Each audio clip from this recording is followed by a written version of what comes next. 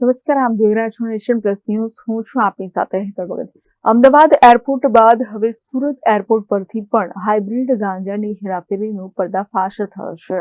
Ahmedabad airport બાદ હવે Surat airport પરથી પણ હાઇબ્રિડ ગાંજાનો હેરાફેરીનો પર્દાફાશ થયો છે, જેમાં બેંકોકથી આવેલા એક મુસાફર પાસેથી ડીઆરઆઈની ટીમે 1.68 કિલો હાઇબ્રિડ ગાંજાનો જથ્થો જપ્ત કર્યો છે.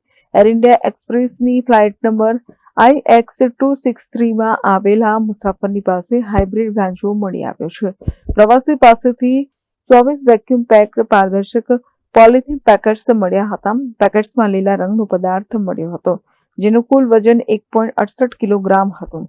એફએસએલની ટીમ પાસેથી પદાર્થની ચકાસણી કરતા તે કેનાબિસ એટલે કે હાઇબ્રિડ ગાંજો હોવાનું બહાર આવ્યું હતું.